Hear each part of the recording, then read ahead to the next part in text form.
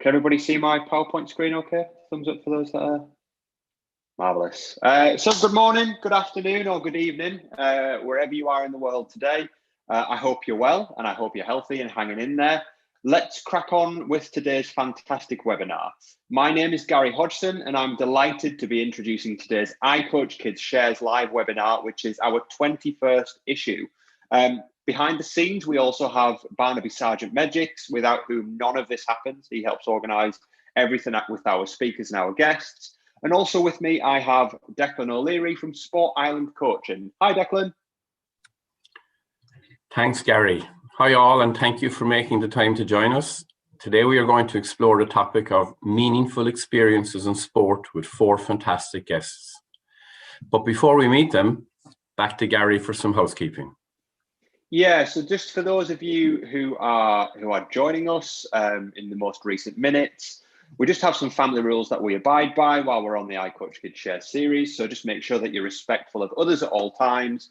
Keep your cameras and microphones off. Submit any questions that you have via the chat function here on Zoom, or if you're watching live on YouTube in the chat function there. Feel free. Most importantly, to share your experiences with us today on social media. Make sure you follow, like, subscribe, and whatever it is those buttons do on Twitter, Facebook, and YouTube. We'll be glad to have you on board on those platforms too. Okay, let me just quickly explain how the session is going to run. So we'll introduce our guests and hear them present their work. And following both presentations, we'll start asking some questions of the speakers. And finally, we'll finish with the questions that you guys have in the audience today, which you'll submit in the chat facility. So over to our topic. So consideration of the role and nature of meaning in physical education and youth sport has been a central research focus throughout the past 5 decades, with researchers and practitioners arguing for inherent value, potential of movement as a site of meaning making to enrich the life of children and young people. And our guests today have undertaken a range of research endeavours in order to better understand meaningful experiences in sport. To introduce our guests, I'm going to hand back over to Declan. Over to you, Declan. Thanks again, Gary. I'll introduce our panel, and I'm going to introduce our first 2 speakers. I'd like to introduce you to Stephanie Beni. Stephanie is a doctoral candidate studying physical education at Brock University in Ontario, Canada. She also teaches physical education part-time to privately and homeschool students. Stephanie's primary research interests are in identifying physical education teaching approaches and strategies that facilitate meaningful learning experiences for students, and in studying teachers' professional learning and her own teaching practice. Joining Stephanie will be Tim Fletcher. Tim is Associate Professor in Physical Education at Brock University in Canada.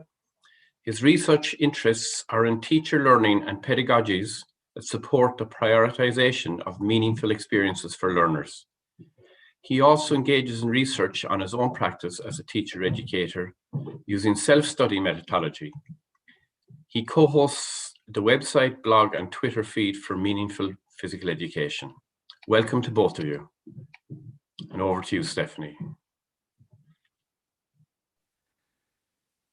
Thank you very much for that introduction. So Stephanie and I will be presenting the first part of the presentation. I'll just try and share my screen here.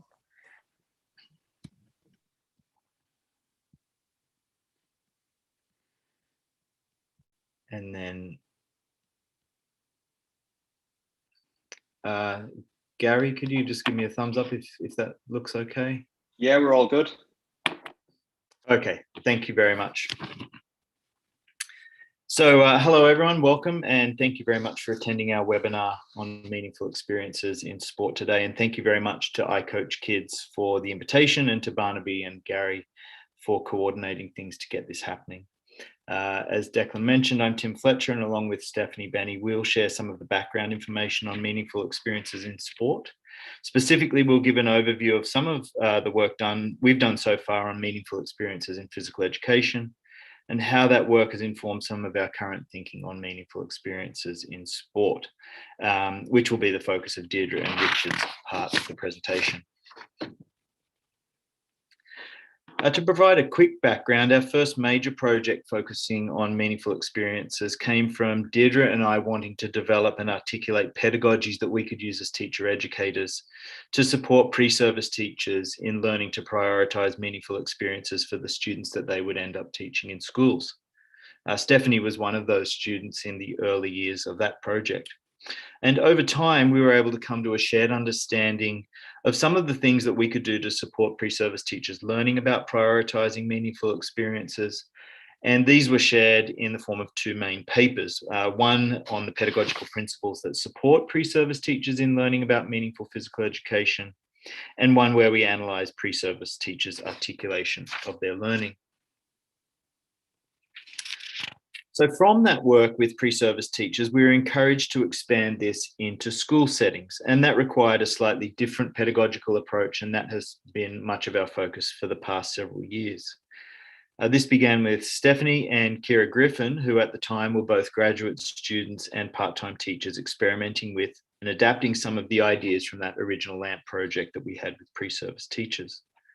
And their findings informed a preliminary set of principles that shaped the initial development or blueprint of the meaningful physical education approach. And currently we're finalising our analysis from a 2-year study with 2 cohorts of teachers in Canada and a smaller sample of exemplary teachers in Saudi Arabia. And we'll share some insights from these works throughout the presentation.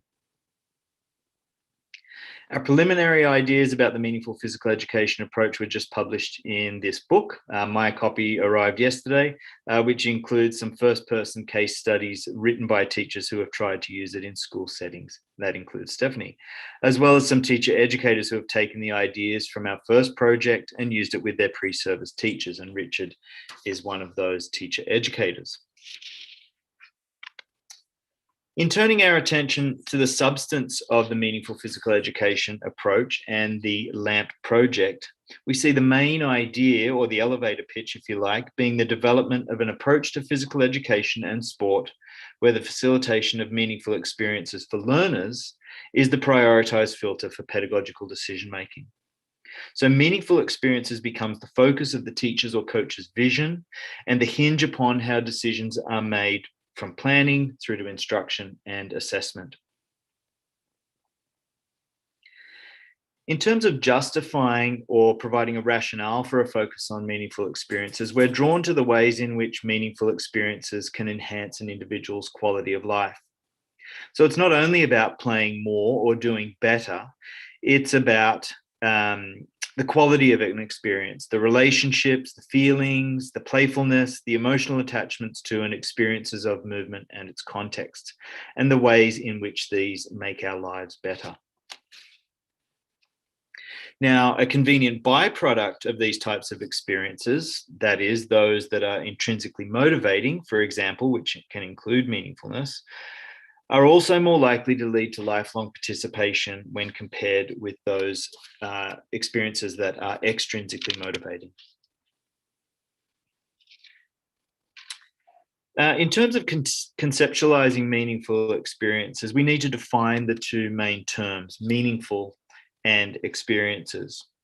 And in thinking about the term meaningful, we use Kretschmar's definition, who in turn drew from Eleanor Matheny, to describe meaningful experiences as those that are full of personal significance.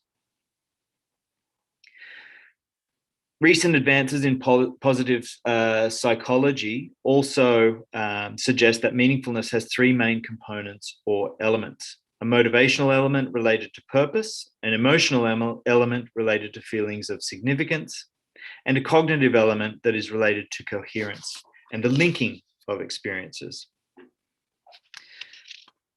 Now, this idea of coherence is also evident in how we conceptualize the term experience.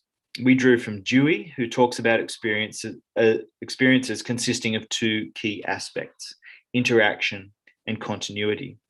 So interactions can occur with a variety of things that could be people, artifacts, culture, environment, equipment, rules, so on and so forth.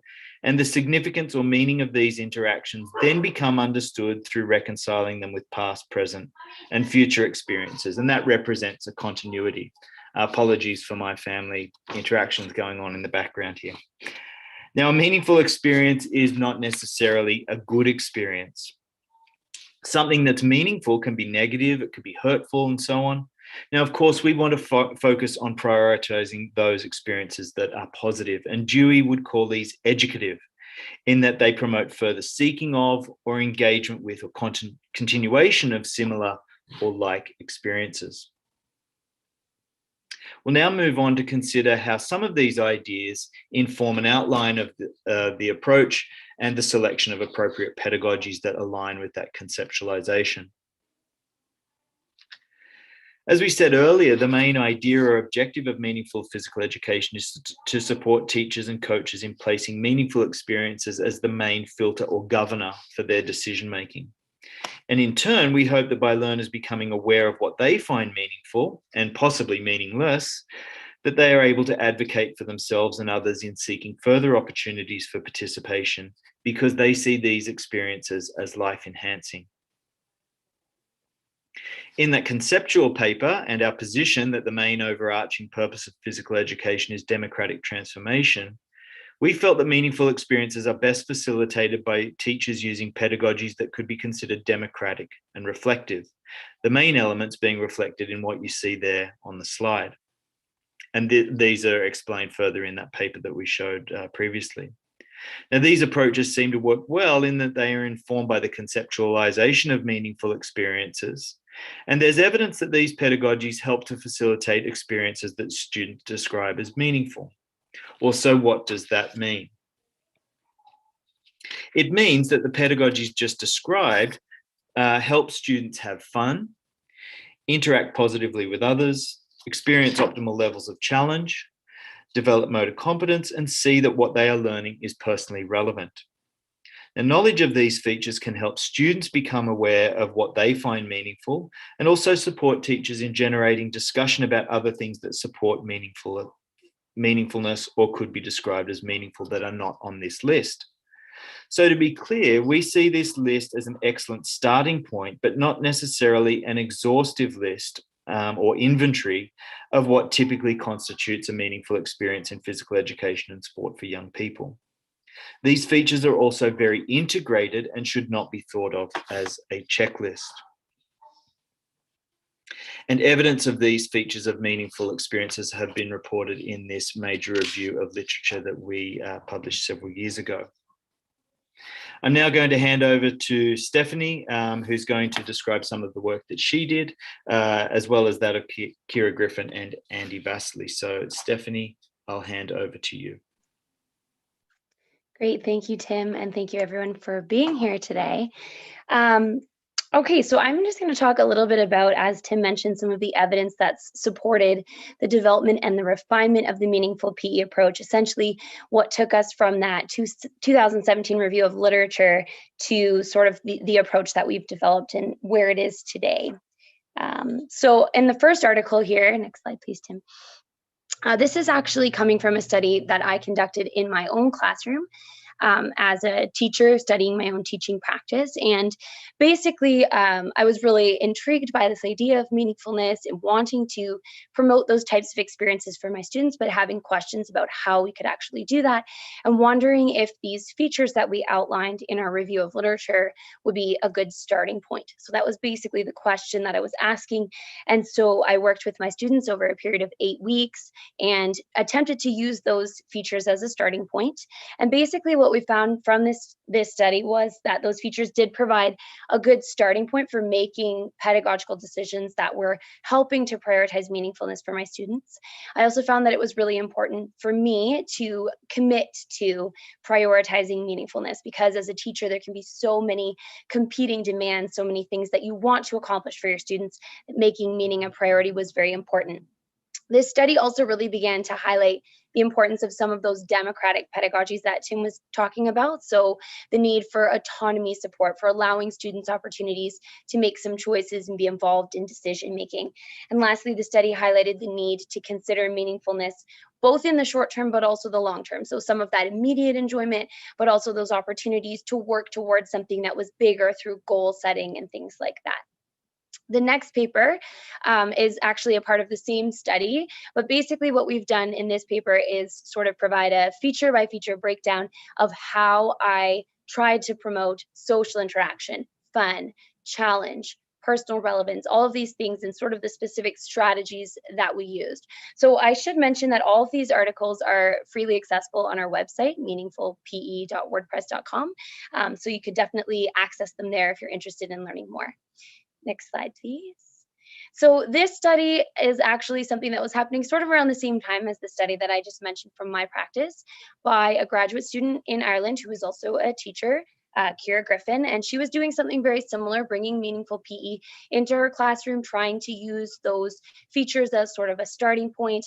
And again, very similar findings from this study as well, beginning to give us some insight into some of the pedagogies that might promote meaningful PE, especially now a focus on those reflective pedagogies, goal setting, engaging students in reflective activities, whether that's written reflections, verbal reflections, and those types of things. More recently, we've had the opportunity to work with Andy Vasily and his colleagues at KAUST International School in Saudi Arabia. So basically what Andy and his colleagues were aiming to do was to take students through an individual pursuits unit. Next slide, please, where they were working particularly on, in this case, cycling. And basically what they were trying to do was really promote a focus on positive social interactions and personal relevance by introducing students to opportunities in their community to get out and be active on their own outside of school, with sort of a secondary focus on prioritizing challenge. However, as the study progressed, they began to realize that challenge was actually becoming very central to their pedagogical decision making. It was something that allowed them to facilitate conversations with their students about their motor competence, about their social interactions. And it was also something that really tended to promote those personally relevant connections, in that they were able to talk about challenge that students were facing in PE and how it related to challenges in other areas of their lives. So for example, this tweet that we're sharing here comes from their homeroom teacher, who actually took this challenge continuum that was developed in PE and brought it into the classroom. And here they're using it to articulate the types of challenges they're facing in their mathematics lessons. So if you're interested in learning a little bit more about Andy's research, this article is also available on our website. Again, that's meaningfulpe.wordpress.com. The last article I'm going to share with you is actually our most recent publication from our work on meaningful PE. And this is a study where basically we had worked with individual teachers, but we were interested in sort of scaling that up a little bit and saying, can we work with a little bit of a larger group of teachers, still keeping it fairly small so we could prioritize listening to teachers' voices and using qualitative research methods. But basically we decided to pilot this working with a group of 5 primary classroom teachers in Ireland, who we introduced to some ideas about meaningful physical education, and then asked them to sort of implement them with their regular PE lessons over a period of 8 weeks. And so that's what the teachers did. Next slide, please. Basically, in terms of our research, we were sort of interested in asking these questions about what is it from meaningful PE that teachers implement, how do they implement it, and why do they make the implementation decisions that they do. So in terms of what they implemented, very briefly, basically we found that all of the teachers attempted to implement some of the ideas that we introduced them to, and some of the teachers tried to implement most of those ideas. They did this in various ways and to varying extents, but essentially the what and how of their implementation was highly related to why. And the main driving forces behind why teachers were making the decisions they were related first to their perceptions of positive student outcomes. So they wanted to do what they felt was best for their students and promoted their students' learning. And it also related to their prior experiences and beliefs about teaching, about movement, maybe their own experiences as athletes, as coaches, and so on. So highly individualized, but some common threads.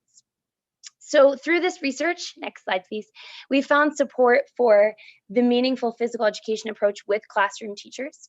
Importantly, we really found that there's a need to support end users, whether that's teachers or coaches, through the challenges of the implementation process.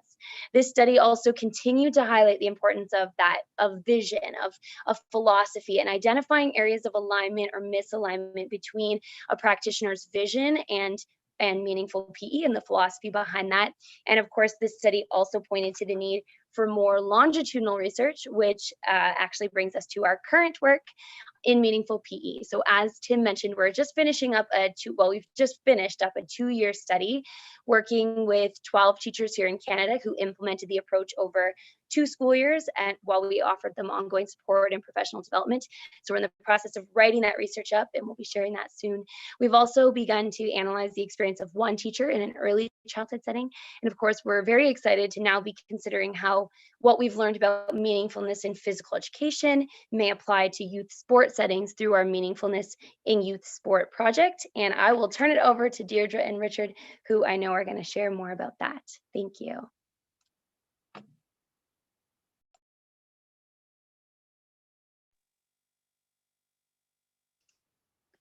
So we're back to Declan to introduce Deirdre and Richard. Fantastic. Thanks a million, Gary. And I'm looking forward to this.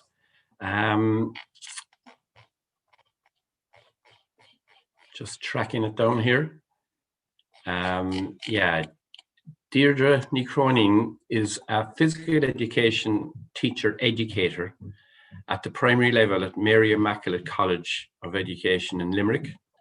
Her research is focused on meaningful experiences for children in ways that enhance the quality of their lives. Deirdre is the coordinator of the Meaningfulness in Youth Sport project, which is funded by Erasmus Plus Sport. Deirdre's colleague Richard Bowles is a physical education teacher educator at the primary level at Mary Immaculate College also. He is the college ladies Gaelic football coach.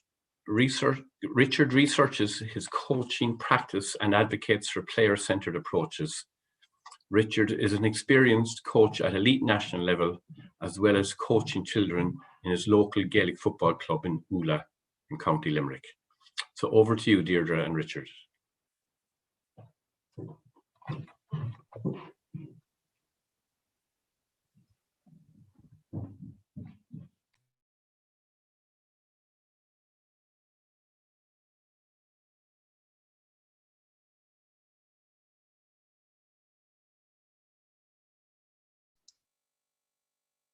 Deirdre, do you just want to check if you're still on mute?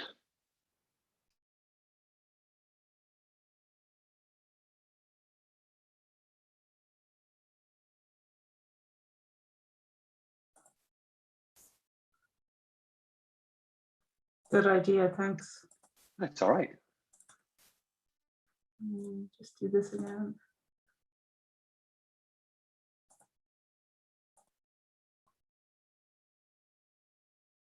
Okay, can you see that okay? Yeah, perfect. Great. Okay, thanks, Steph. So I'm going to, myself and Richard are going to tell you a little bit about the work we're starting to develop, thinking about meaningfulness in a youth sport context. So MISE, the Meaningfulness in Youth Sport project, is Erasmus Plus supported, and it's a network of researchers that are specifically focused on using meaningfulness as a lens to try and promote more equal opportunities for children in youth sport. There's pretty good evidence out there that pursuing physical activity for intrinsic reasons, such as something being meaningful, rather than extrinsic reasons, is more likely to lead individuals to commit to and continue participating in physical activity. But there's an ongoing issue that many young people don't find youth sport experiences personally meaningful or relevant. And this results in significant dropout in participation. And this is prevalent across all youth sports. And meaningfulness could be a key concept in keeping children involved and helping children to stay involved and committing to sport and physical activity. So very briefly, the MISE network is made up of partners from 5 universities. So Mary Immaculate College in Ireland, the Norwegian School of Sport Sciences in Oslo, in Norway, Delft University in Northern Macedonia, the University of Edinburgh in Scotland, and finally Brock University in Canada, where Tim and Steph are based. And in each of the countries, we have an associated partner. And in each case, this is a local sport club where the ideas that we're developing will be tested and trialed and piloted. So in Ireland, we're working with a local ladies Gaelic football club in Ula. In Norway, the partner is a ski club. In Northern Macedonia, it's a youth sport volleyball club. And in Scotland, it's a parkour club. So you'll see from that, we have some individual and some team type activities. Within the network, we have some members who have experience of researching meaningfulness, Richard and myself and Tim, who you've already met. In terms of youth sport, Bård Erlend Solstad, Mats and Biljana bring experience from youth sport. And in terms of professional learning, our two Scottish colleagues, Nicola Cars and Paul Macmillan, bring that expertise. So together, we're meeting and we're looking to develop ideas, pedagogies. And I suppose the fundamental, our starting point, is that children participate in sport for different reasons.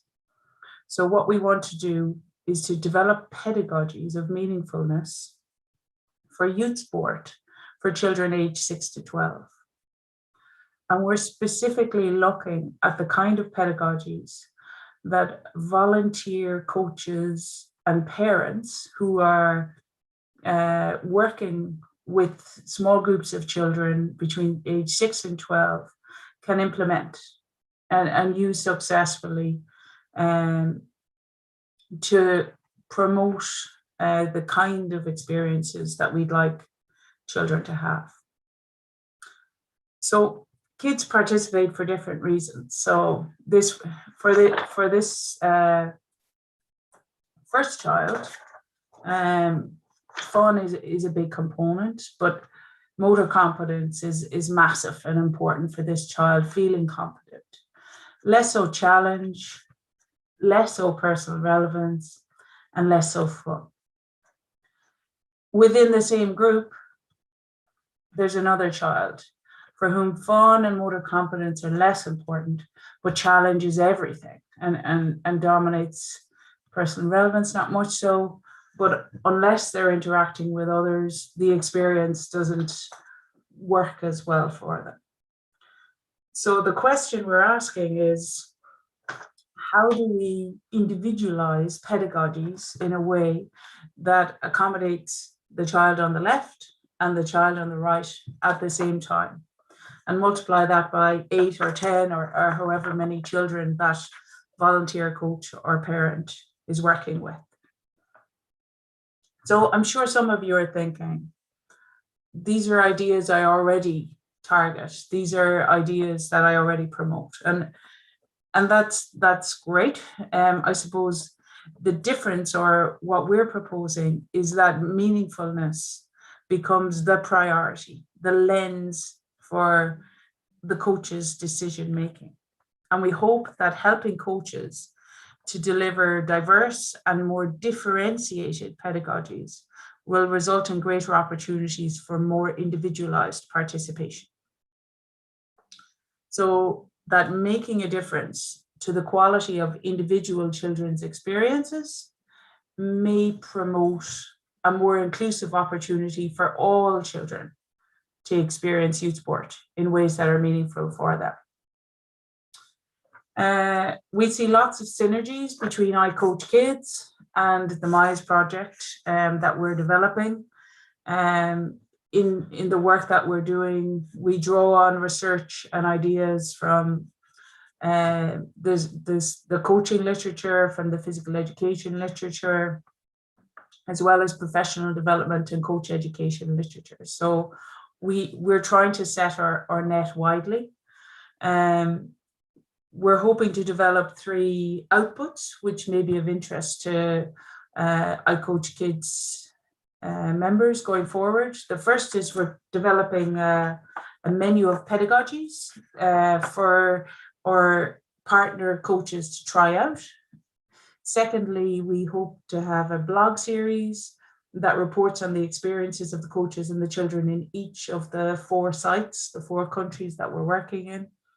And ultimately, at the end of the 2-year project, we hope to develop a comprehensive resource guiding coaching for meaningfulness in youth sport. Next, Richard is going to share some ideas around what this menu of pedagogies that we're beginning to develop might look like. Thanks, Deirdre, and good afternoon, everyone. What I'm going to do over the next while is continue from Deirdre's introduction by outlining our plans for the next 2 years. So Tim and Steph have outlined what we know about meaningful experiences in PE. And our approach so far has been to build on this research and identify how we might think about this and apply it within children's sport. So we've initially described this in the form of 5 kind of central principles that we think might be useful for coaches, particularly volunteer coaches, as they're working in the 6 to 12 year age group. And for each of the 5 principles at the moment, we've tried to articulate a rationale for each one, so our why. And we suggest some practical reasons for what we might do, so that's our how. We've also tried to link these principles to the existing ICOACHKIDS coaching hacks. So over the next 10 minutes or thereabouts, I'm going to focus on a small number of examples from each principle, but we intend expanding on this menu as time goes on and as we get feedback from coaches, from parents, and from engagements like this, where we're hoping to hear from experts in the field who may be able to steer us in the right direction. So Deirdre, if you go to the next slide there for me, thank you. We've called Principle 1, Know the Individual. So our reason for identifying this principle is based on the literature on athlete-centered coaching from the likes of Lynn Kidman and Shane Pill.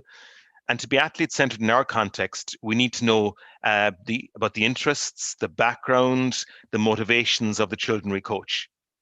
So in addition, kind of research by the likes of Nell Nodding and others focused on an ethic of care is important. And the work of people like Chroinin in sport more recently has highlighted our awareness of that taking care of the children we are coaching. So by knowing the individual, we can provide a more supportive environment for their participation. And by engaging with children and their parents, we can get to know more about the child as a person, not just as a player. And we can find out what they like and then adjust our coaching accordingly. We might make a point of talking to each child, for example, at some stage during the session. We think that the first ICOACHKIDS hack, build relationships before skills, is particularly relevant for this principle as we get to know each individual that we coach. Our second principle focuses on building a culture of belonging. So Deirdre, if you go to the second slide there, please. Thank you. Building this culture of belonging is important in order to develop a sense of community that will support children to remain involved in the activity. So we think aspects of Darrell Seidentop's sport education model might be useful in helping us to do this. So by making a conscious effort to foster a sense of affiliation with the sport, we can help to make those experiences more meaningful. So things like devising team songs or chants, by involving children in a wide range of roles within the sport, or by inviting players from older age groups to come and visit our coaching sessions. We think the participants may be helped to develop a stronger sense of involvement, a sense that they belong within the club, and then hopefully their involvement may become more personally relevant. And we think this echoes coaching hack number 6, where a key priority is that they come back. Our third principle advocates for a balanced approach to competition. So research tells us that very competitive environments at a young age can lead to children dropping out of sport. And we think this principle links closely to the idea of challenge that Tim and Steph mentioned earlier on, and have been identified as a key feature of meaningful PE. So while it's not feasible or desirable to eliminate competition completely from sport, we suggest exploring alternative ways of managing competition in the 6 to 12-year-old age group. For example, we might help children to set individual goals for improvement in ways that focus on intrinsic motivation. Accordingly, we can help them to identify just right challenges that help develop skills at a pace that's appropriate for each individual child. When we're designing scoring systems for games, for example, we might award points for a positive attitude or for displaying particular teamwork skills, alongside the more traditional formats that just record physical skills. In team game situations, we're suggesting that small-sided games should be organised in line with what many national governing bodies are already doing, with modified rules and equipment, where every child should play. There's really no place for sitting on the bench at this age group. And we think this principle aligns with Coaching Hack 33 from ICOACHKIDS, that competition is neither good nor bad by itself, but it depends on how it's organised, presented, and managed. Principle 4 focuses on developing a positive pedagogy. Here we're influenced very much by the work of researchers like Richard Light and Stephen Harvey, and by research from the field of education that promotes child-centred pedagogical approaches. In our view, the quality of children's experience in sport is really important. And to do this, we suggest that objectives for our training sessions are set out clearly at the beginning of the session. And we can talk to the children about what we want to achieve in the session. We would also like to use strategies that support children's decision-making throughout the session. So as coaches, we ask questions, we support open discussions, and we incorporate children's ideas and opinions. In this regard, it would be really important to respond to children's feedback, particularly if there are aspects of the sport that they're not enjoying. So we might assign peer buddies to the participants, where they may feel more comfortable to provide opinions and express their feelings. And we might give children some responsibility to create new activities and exercise choice within the sport activity. We think coaching hack number 34 is very relevant here. So great coaches don't have all the answers, but they do ask great questions. So developing that sense of questioning as a central pedagogy by being positive coaches. Our final principle comes back to us as coaches ourselves and the idea of being a reflective coach. And here we're highlighting the importance of coach reflection to improve practice. So while the children are learning as participants, it is important to remember that we as coaches are also learning from our past experiences, learning about current practice, and learning how to support the children's meaningful engagement in the sport in the future as well. We can do this by planning sessions very carefully with a view to creating the positive, supportive environment that I mentioned in Principle 4. We might do that individually as coaches, but we might also do it with the other coaches who we're working alongside, if we're working as part of a coaching team. Incorporating feedback from the children and from their parents can also be an important part of this planning process and helping us to reflect. Even by using the results of a simple thumbs up, thumbs down, or thumbs across review at the end of the session can help us to start that reflective process. And we might think about what worked well and what we can improve on. If we're focusing on meaningful experiences, we could use a simple prompt for our own reflections, like, in the next session, I'm going to. So an example might be setting an objective like, in the next session, I'm going to develop social interaction by giving children a chance to solve problems in small groups, and then planning the content accordingly. Coaching should be meaningful for us too. So it is also important to focus on our daily successes. After a coaching session, we might make a note in our coaching diary detailing a standout positive moment in today's session was. And by doing that, we might be able to build up a list of incidents that sustain our own continued involvement in coaching. Well, we think Coaching Hack 40 aligns with some of the things we're thinking about in with regard to this principle. So sport is no magic bullet, Children can gain life skills from sport, but coaches have to plan for it and deliver accordingly. And by being reflective coaches, we can do that. So to sum up, as a first step in our project, we have identified these 5 principles that we hope will be useful for coaches and parents as they try to provide children with meaningful experiences in sport. But rather than looking at them as entirely separate pillars, we expect that there'll be connections and overlap across these principles. And as we've tried to devise the principles, we've been guided by the research that Tim and Steph outlined, for example. We're also guided by organizations like ICOACHKIDS and the fantastic resources there, but we're also influenced by the work of national governing bodies for sport. For example, as you can see in this slide, we think our principles align with what are here described as foundation stage 1 and 2 that are outlined in an example of a player pathway developed for Gaelic Games in Ireland over the last number of months. And we think that other national governing bodies in other countries are on the road or have already devised some of these pathways.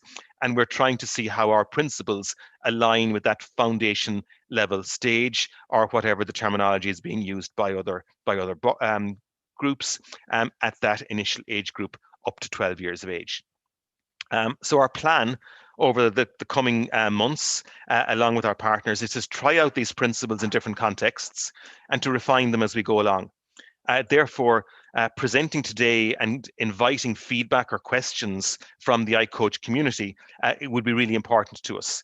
And so we'd welcome any questions, any comments, any ways we might strengthen our principles based on what we've presented today, and hopefully we can discuss those now over the coming minutes.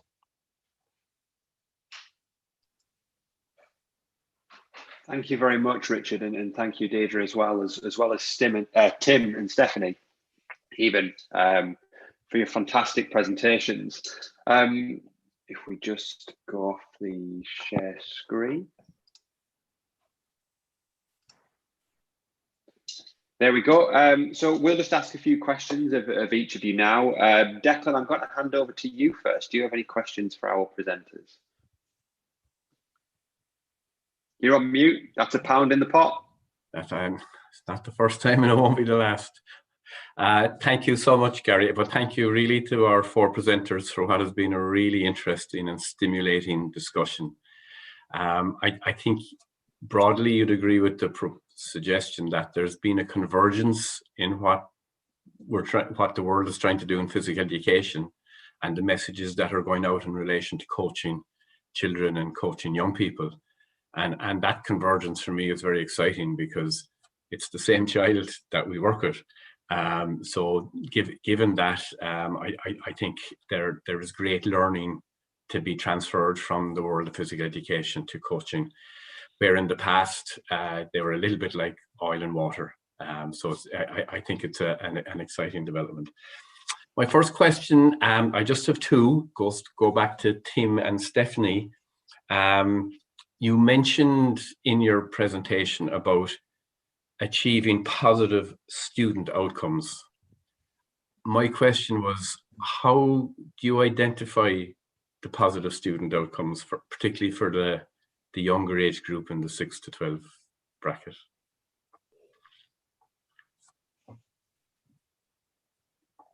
Steph, would you like me to start, and then I can hand over to you maybe to, thanks, Declan. I think, well, there are a couple of ways to think about positive student outcomes. You could look at, for example, curriculum documents, which have sort of standardized set of student outcomes, a list of those that educational jurisdictions would identify as being important. But I think one of the things that both Stephanie and I have mentioned, and that we've done in some of our work, both as teacher educators and as teachers, is the ways that the individual practitioner prioritizes those student outcomes according to their own beliefs and principles, but also what the students themselves find important. And that to us is really a bit of a turning point, that it's about asking the students what they see as valuable and positive and those sorts of things. Steph, do you want to add anything to that? Like, for example, are there things you're seeing from the data and the papers that you've published to support that or add to that? I was just going to clarify that in our research, we haven't actually tested student learning outcomes, which I think is important to say, that what we're talking about in our research is that we've only worked really mostly with teachers. We've done a little bit of research with students, but most of what we've done is about teachers' perspectives, and that's mostly just been for ethical reasons. But essentially, it's more that the teachers are asking themselves if they feel like this is helping them teach their students things that they can assess. For example, like Tim said, here in Canada, in Ontario, where Tim and I are, and we've worked with 12 teachers here, for them, it was very important to see, yeah, I want my students to have a positive experience, but is this connecting to the curriculum document that I have to teach, or that sort of thing, where they felt like they could measure that things that they're required by the provincial government to teach are actually being enhanced by using this prioritization on meaningfulness. So it's kind of been a little bit more like that in terms of our research. But I agree with what Tim said in terms of looking for some of those. I mean, I think so much of what's in the approach does relate at least to the curriculum document that I'm familiar with here in Ontario, and even things like enhancing students' motor competence, huge connections to social and emotional learning, and those types of things. So I think there definitely are ways to connect, but it's not something that we've actually measured in our research to this point. No problem. Thanks very much, Stephanie and Tim. Yeah, it's interesting because your mention of curriculum documents does overlap perhaps with what Deirdre and Richard mentioned about pathway documents in sports. The pathway documents are certainly not compulsory or anything like that. They're meant to be used as guidelines, and perhaps in the past people thought that this was the only way in which youngsters could develop, whereas pathways as guidelines are there combined with the philosophy of being child-centered and listening to the child. Yeah, Tim, you mentioned that idea of hearing the voice of the child at the end of your comments, and I think that's a very rich area for us all maybe to explore when it comes to meaningful. We sometimes use a video from the movie trailer, Kicking and Screaming, with the wonderful Will Ferrell, at which his son turns around to him and says during the trailer, "I need you to back off a bit, Dad." And he says earnestly, "But I'm doing it all for you." The child isn't happy, and yet he doesn't see it that kind of way. So look, thank you very much for that and your reply. I have another question for the Irish side of the house, I suppose is the way to describe it, for Deirdre and Richard. And look, what you said about exploring these principles in the sports setting, it's very, very exciting, because yes, there has been that convergence of listening to the voice of the child. But I wanted to ask you a question about the coach development part of it. My own approach would be that in the past, I certainly would have advocated making the entry steps for coaches easy, because they're volunteers and because they're beginners. But we've arrived now at a point where we can recognize that coaching, if it's to be effective, is complex. And we need coaches to recognize that. So they need to grow. I do think reflection is one of the best tools for coaches to learn. And while you outlined one or two areas there, Tim, I also know that coaching is a world where people keep their folders close to the chest. So they don't tend to be open to the idea of feedback on my coaching or what we're trying to achieve. And they might even be closed to reflection. Could you make a couple of comments on how coaches can learn to be reflective and to be effective at that reflection?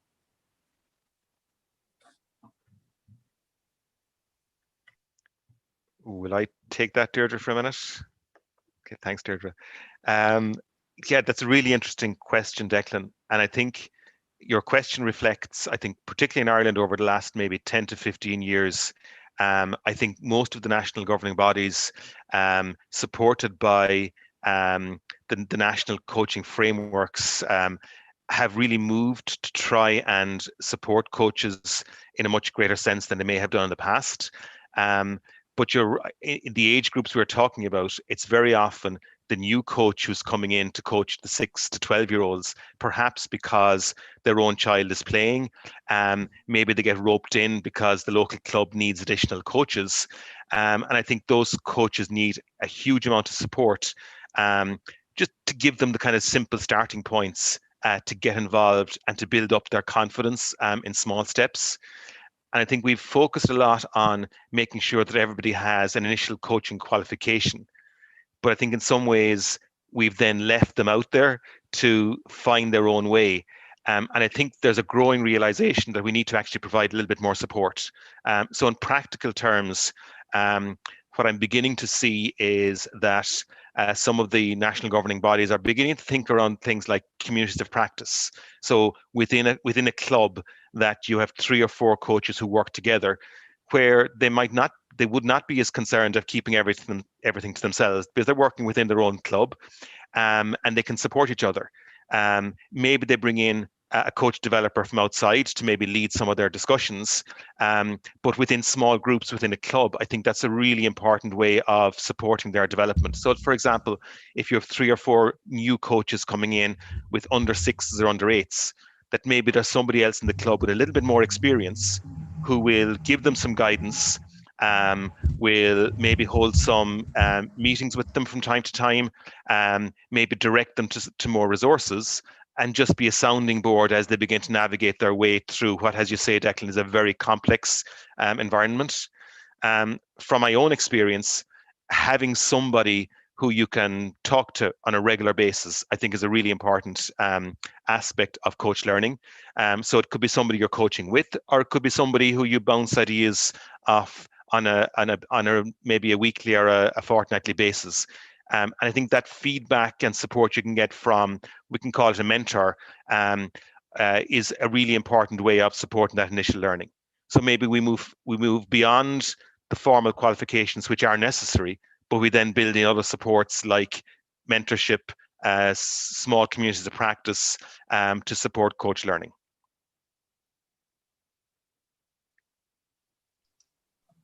Thank you, Richard. Really interested. Deirdre, are you going to come in?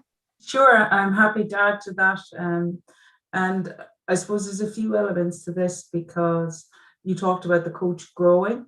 And one of the things I know in Steph's work with the teachers in Canada was the coach or the individual who said, I already do all this. And this sense of, I don't need to learn here because I actually already do it. But when you look at what's happening, it doesn't necessarily look exactly how you might think it would. So I suppose what we're leaning on is, I suppose, well-established literature around kind of mentor and mentee type arrangements. So we envision a strong relationship happening between so for example, in Ireland, it would be Richard, who's working closely with the under 6 and under 8 coaches, and that's a relationship that will develop through regular conversations. It might be, and based on what the coaches need. So it may be observations, it may be reflection, it may be sharing of resources, and that will change from context to context. But I think, as Richard alluded to, and I saw Irene Hogan's actually on the call, she's doing really interesting work at the moment with the Ladies Gaelic Football Association in Ireland, where these less experienced coaches want help, but they don't want the formal help. They want the informal, give me a hand type help. And the role may be that, in this case, it's the member of the MISE project who's going to take that role, but it's almost that pass it forward type philosophy, where you find someone, I guess, similar spirits who think like you and can line up with you. But I think leadership's really important in that too. So around things like competition, when, if there's a philosophy around competition at the underage level, then how that permeates through in the actions that everyone takes, and role models. And, if the experience respected coach takes a line, sometimes others follow. Thanks, Deirdre. Tim, are you going to come in? I just very quickly add that some of the work that we did as teacher educators that lined up with how we taught pre-service teachers like Steph and others, that I think, as you said, we hold reflection close to our chest. I think it's up to a lot of people in teacher education, coach education roles to model reflection. There's an assumption, I think, that reflection is easy to do, like go off and do, think about what you're doing. But to actually see that an experienced coach takes the time to digest what's happening and to critique their own practice can be really enlightening for new coaches to be able to see that good teaching and good coaching looks very good from the outside, but until you sort of let inside to all of those decisions and to hear from the expert coach, well, how did you feel about that? Or could I have done that differently? That might say to others, okay, it's okay to be critical and to work through that. But the key is that I'm using that to become better later on. That modeling and making yourself vulnerable in that way, I know there's some colleagues on the call can relate to that. It's again, it's easier said than done. Thank you all for that comprehensive answer to that question. Julia Walsh, who's from New South Wales in Australia, did her research with beginner coaches, and she said there's no more lonely place in sport and coaching than the beginner coach at their first session. It sounded like a good idea when you volunteered, and when you arrive with the bag of equipment and the whistle, or without those, and there's children sitting in front of you looking up. Well, there you go. Look, that was a super answer. I mean, the research in coach development does identify that coaches learn either from their own previous experience or who they currently coach. They don't actually say that coach education courses are bad. They just say that they're not the only thing. And I think our expectation for how coaches learn, we should be clear what we can achieve with the Coach Education Awards, but recognize that continuous learning that coaches will get from practice.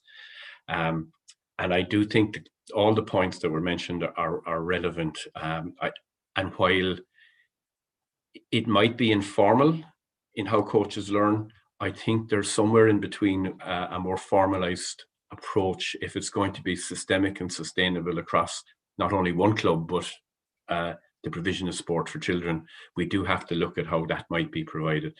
And we might be looking at a new role in clubs to help fulfill that role going forward. So they're just my observations, and thank you for your answers. I'm going to hand you over to Barnaby now, who's just jumping up and down there ready to go. Thanks, Barnaby. Thank you, Declan. Yeah, I think we've got time for a couple of audience questions. So Dave Woodward asked, is intrigued to hear that any differences between the meaning making of different age groups, for example, early years, primary, secondary age group pupils. Also additionally asked, for example, do any particular groups favour joy over motor competence? Steph led that big literature review. I don't like to put you on the spot, Steph, but is that still front of mind? Would you mind talking about that? Yeah, so we didn't specifically divide things up by age group per se in our review, and obviously that review was a lot of physical education and a little bit of youth sport, but basically we did find that a lot of those features were consistent in terms of they kind of all seemed to come out across different age groups, although there's also this sense that meaningfulness is so subjective, or we could say transactional, and that it's something that's occurring in the environment, something that's happening in relation to what's going on around them and their social interactions and so forth, that it's sort of, we tend to think that it's more individualized, that there could be older students who, for me, it's motor competence, sort of like the pictures that Deirdre was sharing, where they sort of place a different emphasis on these different features in different ways. The one thing that did sort of stand out in terms of a difference between older and younger students is that the older students tended to think that, yes, they still liked some of those things, but they sort of wanted them in a more mature way. Like, for example, fun. They wanted fun, but they didn't want it to be silly. They thought, well, we don't want that silly kind of primary fun. We want mature fun that relates to having an appropriate level of challenge and being with our friends and those types of things. So I think they wanted it maybe in a way that made them feel a little more grown up. And then, of course, some of that autonomy support and some of that, more of those democratic pedagogies, there seemed to be maybe more of a desire for more of that as students got older, which is something we would expect. But in terms of individual features, I think they sort of were across the board, but maybe in different ways, or some of more the challenge and those types of things became a little bit more important as they became older. And so they were still there, but maybe emphasized a little bit differently. Great, thank you, Stephanie. Could I just very briefly, I suppose, to build on what Steph is saying, while, you could have a 7-year-old that is all about motor confidence and have a 7-year-old who's all about fun. I suppose what we're really learning from working with children is that they can tell us quite well what works for them, and that regardless, so we've worked with children as young as 3, and they can tell you what works for them, what makes the experiences, more positive and more significant, and what makes them want to come back again and again.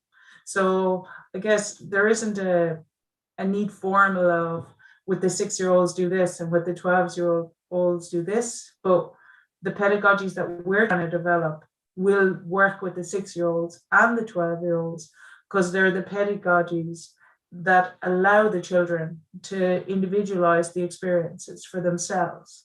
So I guess that's why we're going at the pedagogies rather than starting with the children. But that's where this project will go next. Once we figure this out and got this some way stable, we'll go apply it then in different settings for sure. Great, thank you, Deirdre. It sounds like some really exciting work. I think we've got time just to squeeze in one more question from Tony, who asked, it would be great to hear of the impact of the implementation across a diverse range of youth sports, wondering if particular cultures of competition impact on the experiences.